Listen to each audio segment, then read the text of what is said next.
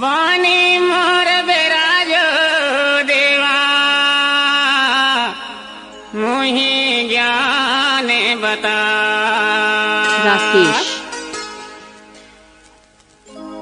गुरुलिंग महाराज गुरुलिंग महाराज डीजे भोले राकेश के रसदा बताए दे। गुरुलिंग महाराज गुरुलिंग महाराज भोले के रसदा बताए दे। भोले के रसदा बताए दे बाबा भोले के रसदा बताए दे। राकेश उनके का नाम तो सुना ही होगा। बताए दे बाबा भोले के रसदा बताए दे। गुरुलिंग महाराज भोले के रसदा बताए दे। गुरुलिंग महाराज भोले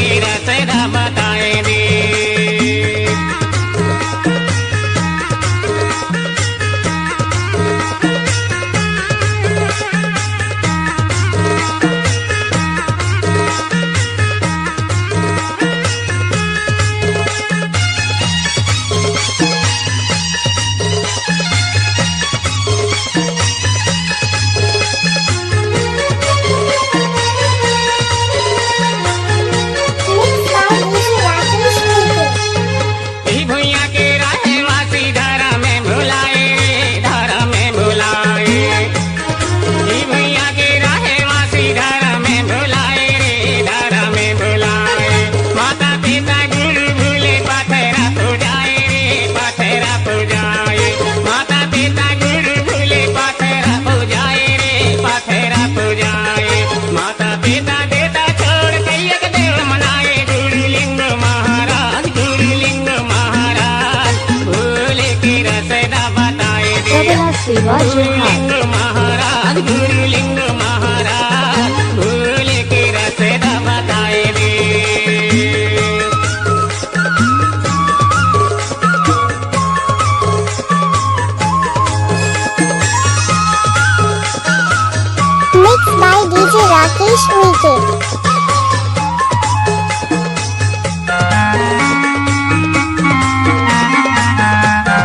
राज ककोरिया धाना।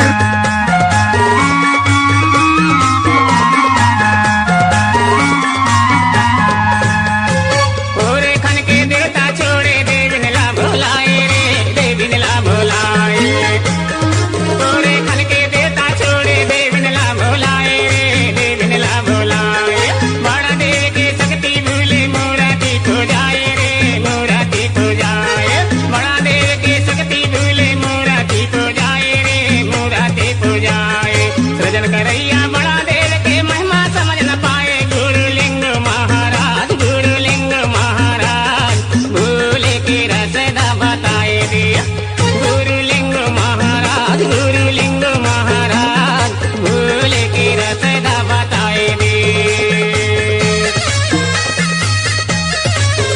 दोस्तों आप सुन रहे हैं राकेश उनके का मिक्स किया हुआ गाना। राज ककोरिया धाना।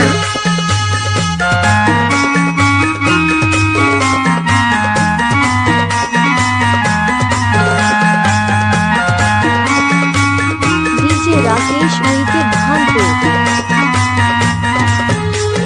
पांच देव है दुनिया में करे कर समाए रे करे कर समाए।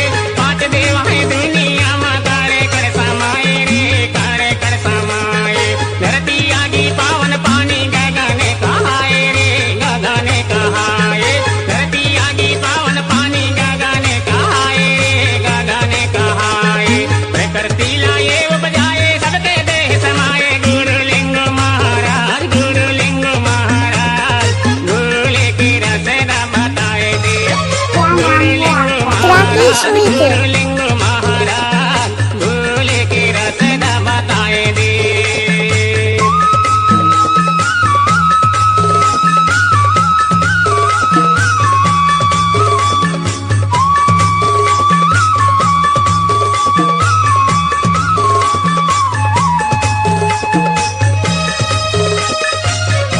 राज ककोरिया धाना।